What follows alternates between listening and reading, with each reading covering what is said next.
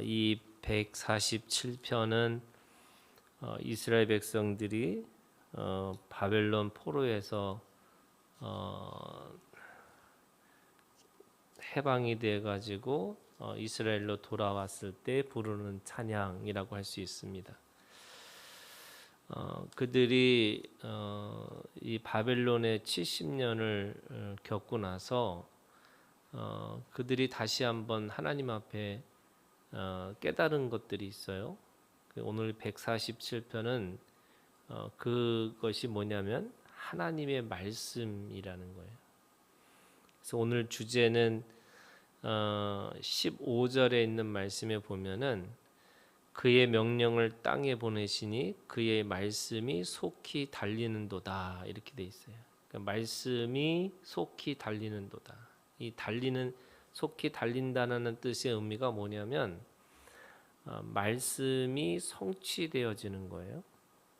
그러니까 하나님의 말씀이 그의 이스라엘 역사 속에서 또 그 자연의 세계 속에서 그러니까 하나님의 역사와 또 하나님의 자연의 그 모든 것들 속에서 말씀의 성취가 이루어지는 것이고 그 성취는 모든 사람들에게 이루어지는 것처럼 보이지만 그것이 아니라 하나님의 사람들 또 믿음의 사람들 그 사람들에게 말씀의 성취가 이루어지는 것을 알게 하시고 그것에 대한 복이 있다 이렇게 말씀하고 있는 거죠.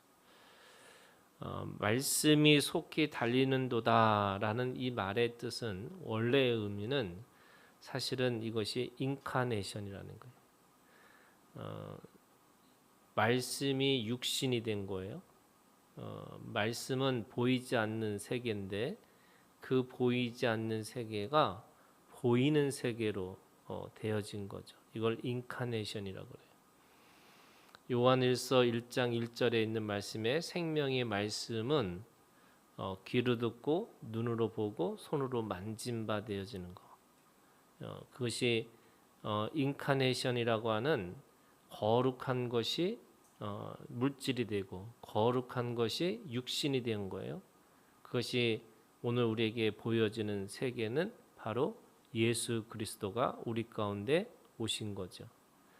그래서 이 말씀이 속히 달리는도다라고 하는 이 이스라엘 백성들에게는 그것이 그 역사 속에서 또는 자연의 세계에서 또는 자신들이 경험하는 세계에 이 모든 것들 속에서 바로 예수 그리스도가 우리 가운데 오신 것과 마찬가지인 거예요. 그러면 이들이 경험하는 이 말씀의 인카네이션, 말씀의 이 육신이 된 것은 1절부터 6절까지 그들이 2절에 보니까 여호와께서 예루살렘을 세우시고 이스라엘에 흩어진 자들을 모으셨어요. 하나님께서 세우시고 하나님께서 모으셨는데 그리고 3절에 상심한 자들을 고치시고 그들의 상처를 싸매시는도다. 그러니까 세우시고 모으시고 고치시고 싸매주시는 그 하나님의 능력이 그 가운데 있다는 거죠. 근데 그 능력은 바로 하나님께서 이 악인과 이 겸손한 자들 또 선한 자와 하나님을 경외하는 자들 그들에게 주시는 하나님의 간섭 하나님의 이 역사 속에서 이 역사 속으로 들어오시는 것과 같은 그런 거죠. 그래서 그것 때문에 그들은 그 역사 속에서 하나님을 경험하고 살아가는 거예요. 그래서 5절 우리 주는 위대하시며 능력이 많으시며 그의 지혜가 무궁하시도다. 이 위대하고 능력이 많고 지혜가 무궁하다는 이 말씀이 바로 하나님의 말씀으로부터 오는 능력이에요. 그들의 경험 속에서 왜 하나님이 위대하시고 능력이 많으시고 지혜가 무궁하시냐 그 말씀이 성취되어지는 거죠. 그 역사 속에서 그 역사라는 것이 그들이 세우고 그들이 흩어지고 모으시고 고치시고 싸매 주시는 하나님의 실제적이고 구체적인 그 하나님의 역사를 그 삶 속에서 경험한 거죠. 그게 바벨론 포로에서 그들이 해방이 돼서 다시 돌아오는 하나님의 능력을 경험하고 있습니다. 7절부터는 그런 하나님은 단순하게 자신의 역사 속에서만 계시는 분이 아니라 이 7절부터 11절까지는 그 모든 이 창조 질서 속에서도 하나님께서 그 말의 능력을 가지고 계시다는 거죠.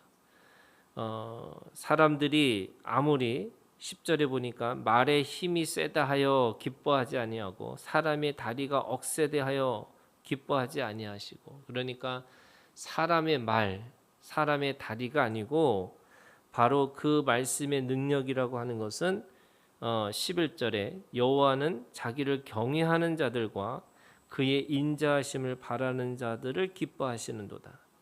하나님은 그 모든 창조 질서 가운데서도 일하시지만 특별히 누구를 향해서 일하시냐면 바로 하나님을 경외하는 자들, 하나님의 인자하심을 바라는 자들, 그들 속에서 일을 하신다는 거예요.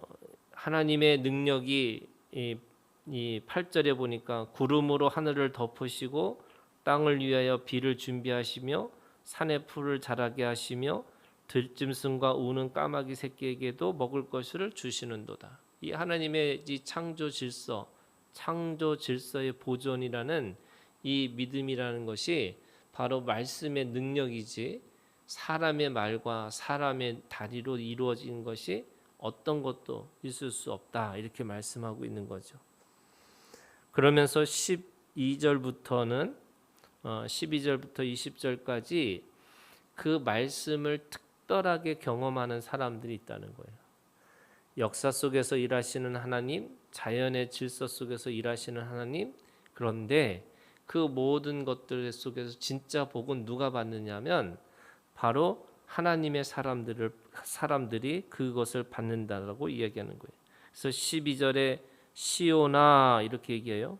예루살렘아 시온아 이렇게 얘기합니다. 그리고 그 예루살렘과 시온 속에서 자녀들에게 말씀하시는 거죠. 뿐만 아니라 19절에 있는 말씀에 보면 그가 그의 말씀을 야곱에게 보이시며, 그러니까 야곱의 하나님, 계속 그 약속하시는 하나님이 그 이 모든 이 야곱의 자녀들에게 또 야곱의 후손들에게 또 이거를 이 신약으로 얘기하면은 이 말씀으로 낳은 믿음의 자녀들에게 그 아브라함의 믿음의 그 계보를 이어받은 모든 믿음의 사람들에게 주시는 복이 있다, 이렇게 얘기하고 있습니다. 그 복이라고 하는 것이 14절에 네 경내를 평안하게 하시고 아름다운 밀로 너를 배부르시며, 그리고 16절 눈을 양털같이 내리시며 서리를 재같이 흩으시며 우박을 떡 부스러기같이 뿌리시나니 누가 능히 그의 추위를 감당하리요. 그러니까 하나님이 그 모든 자연의 세계 속에서도 하나님의 약속의 자녀들에게는 특별하게 그들 속에서 주시는 그 말씀의 능력들이 하나하나 다 있다는 겁니다. 그래서 18절 그의 말씀을 보내사 그것들을 녹이시고 바람을 불게 하신즉 물이 흐르는도다. 아무리 추운 그 추위도 하나님의 말씀에 특별한 자들에게 주시는 하나님의 보호하심과 인도하심과 그리고 하나님의 그 보살핌, 하나님의 은혜가 그 가운데 있다라고 말씀하고 있는 거죠. 그래서 마지막에 20절에 이렇게 얘기합니다. 그는 어느 민족에게도 이와 같이 행하지 아니하셨나니, 특별한 민족이 있다는 거예요. 특별한 믿음의 사람들에게만 주시는 것들이 있는 거죠. 그래서 똑같이 비가 내리고 똑같이 가뭄이 나고 똑같이 그 문제투성이의 인생 가운데서도 하나님의 사람들에게는 그곳에서도 하나님의 또 다른 은혜가 그 안에 있다라고 말씀하시는 거죠. 저주받은 인생의 같은 인생 속에서도 하나님은 그 말씀의 능력으로 그 하나님의 사람들, 그 믿음의 사람들을 보호하시고 인도하시고 또 그들을 끝까지 사랑하시겠다 이렇게 말씀하시는 거예요. 그게 오늘 말씀의 결론이 그의 말씀이 속히 달리는도다 이렇게 고백하고 있어요. 하나님의 말씀은 빠른 거예요. 세상의 어떤 것보다 빠른 거고 또 세상의 어떤 것보다 따뜻한 거고 세상의 어떤 것보다도 그 말씀이 우리의 안식처가 될 것이다라고 말씀하고 있습니다. 그 말씀을 따라 살아가는 오늘 우리의 하루가 되기를 주님의 이름으로 축원합니다.